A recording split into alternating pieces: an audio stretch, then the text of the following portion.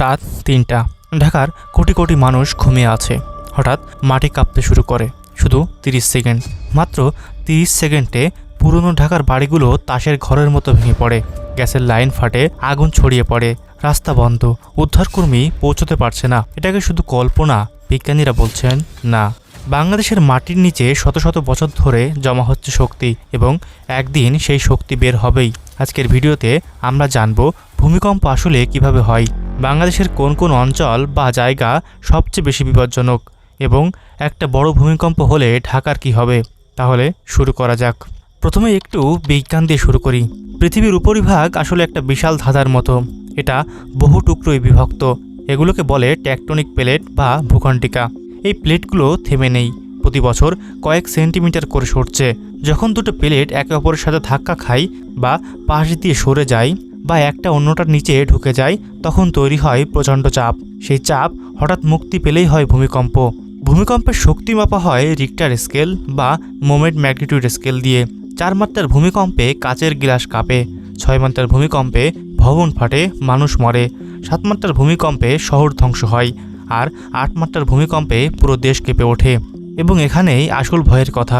বাংলাদেশ বসে আছে 3টি বিশাল টেকটনিক প্লেটের সংযোগস্থলে: ইন্ডিয়ান প্লেট, ইউরেশিয়ান প্লেট এবং বার্মা প্লেট। এটা অনেকটা 3টা বিশাল পাথরের চাকার মাঝখানে দাঁড়িয়ে থাকার মতো।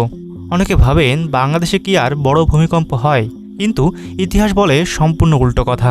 সালটা 1762।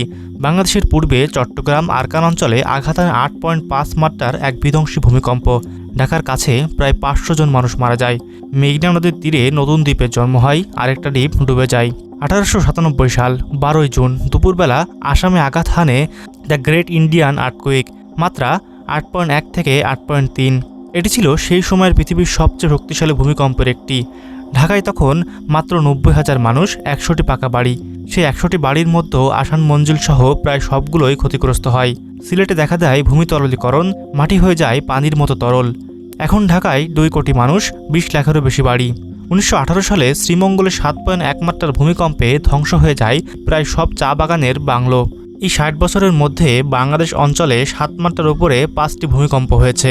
তাহলে প্রশ্ন হলো, গত 100 বছরে কেন বড় কোনো ভূমিকম্প হয়নি? উত্তরটা সুখকর নয়। সিসমিক গ্যাপ বা ভূমিকম্পের শূন্যতা। এর মানে হলো, যখন কোনো ফল্ট বা ফাটল রেখা দীর্ঘদিন ধরে নীরব থাকে, তখন সেখানে চাপ জমতেই থাকে, আর যত বেশি সময় যায় ততই বিপজ্জনক হয় পরবর্তী ভূমিকম্প। বাংলাদেশের মাটির নিচে আছে 13টি সক্রিয় ফল্ট লাইন। সবচেয়ে বিপজ্জনক 4টি হলো ডাউকি ফল্ট। সিলেট থেকে ভারতের আসাম পর্যন্ত বিস্তৃত এই ফল্ট লাইন প্রায় 300 কিলোমিটার দীর্ঘ। 1897 সালের বিধ্বংসী ভূমিকম্পের মূল কারণ ছিল এই ফল্টের নাড়াচাড়া। গবেষকরা বলেছেন, এই ফল্ট গত 1000 বছরে 3 বার ভেঙেছে: 840 সালে, 920 সাল এবং 1548 সালে। শেষ বড় ভাঙন ছিল 1897 সালে, অর্থাৎ এটা আবার ভাঙার সময় হয়েছে। বিশেষজ্ঞরা বলেছেন, এখানে 7.5 মাত্রা বা তার চেয়েও বেশি বড় ভূমিকম্পের সম্ভাবনা রয়েছে। ফল্ট 2 হলো ইন্দো বার্মা সাবডাকশন জোন। চট্টগ্রাম, সিলেট এবং মিয়ানমারের সীমান্ত ধরে চলে গেছে এই মারাত্মক সীমানা। ইন্ডিয়ান প্লেট এখানে ধীরে ধীরে বার্মা প্লেটের নিচে ঢুকে গেছে। এই অঞ্চলে 500 বছরের বেশি সময় ধরে কোনো বড় ভূমিকম্প হয়নি। গবেষণা বলছে, এখানে 8 পয়েন্ট বা তার চেয়েও বেশি মাত্রার ভূমিকম্পের শক্তি জমা আছে। 2023 সালে একটি গবেষণা জানাচ্ছে, প্রতি দশকে এখানে বড় ভূমিকম্পের সম্ভাবনা 23% করে বাড়ছে। 2025 সালের নভেম্বরে নরসিংদীর মধব নদীতে 5.5 থেকে 5.7 মাত্রার ভূমিকম্প হয়েছিল। এটি সাম্প্রতিক বছরগুলোর অন্যতম শক্তিশালী ভূমিকম্প। ঢাকা বিশ্ববিদ্যালয়ের ভূতত্ত্ব বিভাগের বিশিষ্ট সিসমোলজিস্ট প্রফেসর হুমায়ুন আক্তার বলেছেন, শত শত বছর ধরে জমে থাকা টেকটনিক চাপ যে কোনো সময় মুক্তি পেতে পারে। ফল্ট 4 হলো চট্টগ্রাম ও Cox's Bazar fault. Chittagong hill tracts, সিলেটের জয়ন্তপুর এবং কক্সবাজার অঞ্চল বিশেষজ্ঞদের কাছে এক্সট্রিম রিস্ক জোন হিসেবে চিহ্নিত। এখানে ভূমিকম্প হলে সেটি সুনামি তৈরি করতে পারে। এখন পর্যন্ত যা বলা হলো সেটা শুধু ভূমির নিচের বিপদ, কিন্তু আসল সংকট সেটা মাটির উপরে। ঢাকা পৃথিবীর সবচেয়ে ঘনবসতিপূর্ণ শহরগুলোর একটি, এবং ভূমিকম্পের বিচারে বিশ্বের 20টি সবচেয়ে ঝুঁকিপূর্ণ শহরের একটি। কেন? কারণ 4টি। কারণ 1, নরম মাটি। ঢাকা গড়ে উঠেছে বদ্বীপের উপর। নরম, ভেজা পলিমাটি। ভূমিকম্পের সময় এই ধরনের মাটিতে থাকা ভয়াবহ ঘটনা ঘটে। ভূমি তরলীকরণ। শক্ত মাটি তরল হয়ে যায়, বাড়িগুলো দেবে যায়, রাস্তা ডুবে যায়। কারণ 2, দুর্বল ভবন। ঢাকার প্রায় ২১ লাখ স্থাপনা, এর মধ্যে বিশেষজ্ঞদের হিসাব অনুযায়ী ৭২,০০০টি ভবন অত্যন্ত ঝুঁকিপূর্ণ। মিরপুর, মোহাম্মদপুর, পল্লবী, রামপুরা ও মতিঝিল খিলগাঁও এই এলাকায় বেশিরভাগ ভবন ন্যূনতম কাঠামোগত মান পূরণ করে না। মনে আছে রানা প্লাজার কথা? ২০১৩ সালে ২৪শে এপ্রিল কোনো ভূমিকম্প ছাড়াই শুধু নিজের ভার সহ্য করতে না পেরে ধসে পড়েছিল ৯তলা এই ভবন। মারা গিয়েছিল ১,১৩৪ জন মানুষ। এই ভবনটি ভূমিকম্প ছাড়াই পড়ে গেছে। ৬ মাত্রার ভূমিকম্পে ঢাকার কি হবে? কারণ ৩, সংকীর্ণ রাস্তা। পুরনো ঢাকায় অনেক জায়গায় রাস্তার প্রশস্ততা ৬ থেকে ৮ ফুট। ভূমিকম্পের পর যদি দুই পাশের বাড়ি ভেঙে পড়ে, উদ্ধারকারী দল সেখানে পৌঁছতে পারবে না, অ্যাম্বুলেন্স যাবে না, ফায়ার ব্রিগেড যাবে না। কারণ ৪, আগুনের ঝুঁকি। জাপানের কোবে ভূমিকম্পে ভবন ধ্বংসের চেয়ে আগুনে বেশি মানুষ মারা গিয়েছিল। ঢাকায় গ্যাস লাইন, রাসায়নিক গুদাম, কেমিক্যাল কারখানা সব মিশিয়ে আছে আবাসিক এলাকায়। একটি ভূমিকম্পের পর আগুন ছড়িয়ে পড়লে সেটা থামানো প্রায় অসম্ভব হয়ে যাবে। ২০২৪ সাল থেকে এখন পর্যন্ত বাংলাদেশে ৬০টিরও বেশি ভূমিকম্পের রেকর্ড হয়েছে। ২০১৭ সালে ২৮টি, ২০২৩ সালে ৪১টি, ২০২৪ সালে ৫৪টি। সংখ্যাটা বাড়ছে। বিজ্ঞানীরা বলছে এই ছোট ছোট কম্পনগুলো মাটির নিচে চাপ তৈরির সংকেত। ২০২৩ সালে তুরস্ক সিরিয়া ভূমিকম্প, মাত্রা ৭.৮, মৃত্যুর সংখ্যা ৫০,০০০ প্লাস। এই ভূমিকম্পের পর বিশেষজ্ঞরা বলেছেন বাড়িগুলো ঠিকমতো তৈরি থাকলে অর্ধেক মানুষ বাঁচত।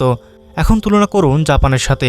জাপান পৃথিবীর সবচেয়ে ভূমিকম্প প্রবণ দেশগুলোর একটি, কিন্তু জাপানে ৭ মাত্রার ভূমিকম্পে মৃত্যুর সংখ্যা থাকে ডজনে। কারণ প্রতিটি ভবন আর্থকুইক রেসিস্ট্যান্ট কোড মেনে তৈরি। নিয়মিত মহড়া, স্কুল ও অফিসে, বাড়িতে দ্রুত উদ্ধার ব্যবস্থা।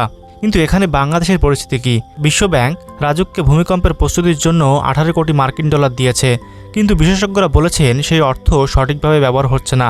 রানা প্লাজা ধ্বংসের পর বুয়েট একটি পরিকল্পনা দিয়েছিল, ঢাকার সব বাড়ি পরীক্ষা করে লাল, হলুদ, সবুজ রঙে চিহ্নিত করা। সেই কাজ আজও শেষ হয়নি। এত ভয়ের কথা শুনে আতঙ্কিত হওয়ার কিছু নেই। আতঙ্ক মানুষকে বাঁচায় না, প্রস্তুতি বাঁচায়। ব্যক্তিগত পর্যায়ে আপনি যা করতে পারেন, প্রথমত আপনার বাড়ির পরীক্ষা করান। যদি বাড়িটি ১৯৯৩ সালের আগে বানানো হয় বা বিল্ডিং কোড না মেনে তৈরি করে থাকে, একজন স্ট্রাকচারাল ইঞ্জিনিয়ার দিয়ে পরীক্ষা করিয়ে নিন।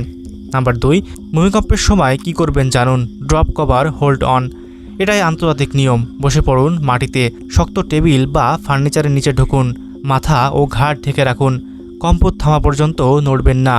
ভুল ধারণা হলো জানালার পাশে দাঁড়ানো, দরজার চৌখাটে দাঁড়ানো, এগুলো বিপজ্জনক। নাম্বার ৩ হলো ইমার্জেন্সি কিট রাখুন। পানি, প্রতিজনের জন্য ৩ দিনের করে শুকনো খাবার, ফার্স্ট এইড বক্স, টর্চ ও ব্যাটারি। গুরুত্বপূর্ণ কাগজপত্র কপি, পরিবারের সবার ফোন নম্বর লেখা, কারণ ফোন কাজ না করলে। নাম্বার ৪, পরিবারের সাথে আলোচনা করুন।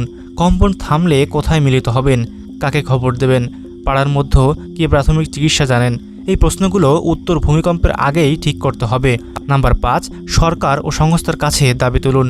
বিল্ডিং কোড কঠোরভাবে বাস্তবায়ন, ঢাকার ঝুঁকিপূর্ণ ভবন চিহ্নিত, পুনর্বাসন, নিয়মিত ভূমিকম্প মহড়া, উদ্ধার দল প্রশিক্ষিত ও সজ্জিত রাখা। সচেতন নাগরিক হিসেবে এই দাবিগুলো তোলা আপনার অধিকার। বাংলাদেশ বহু দুর্যোগ পার করেছে। ৭০-এর ঘূর্ণিঝড়, বন্যা, সাইক্লোন, সিডর, প্রতিটি বিপর্যয়ে এই দেশের মানুষ উঠে দাঁড়িয়েছে। ভূমিকম্পের বিরুদ্ধেও আমরা প্রস্তুত হতে পারি, কিন্তু সেই প্রস্তুতি শুরু করতে হবে আজ, ভূমিকম্প আসার পর নয়। কারণ ভূমিকম্পের কোনো পূর্বাভাস নেই, কোনো ওয়ার্নিং নেই। বিজ্ঞান বলছে মাটির নিচে শক্তি জমছে, কতদিনে ফাটবে সেটা কেউ জানে না, কিন্তু ফাটবে এটা নিশ্চিত। প্রশ্ন হলো সেদিন কি আপনি প্রস্তুত থাকবেন?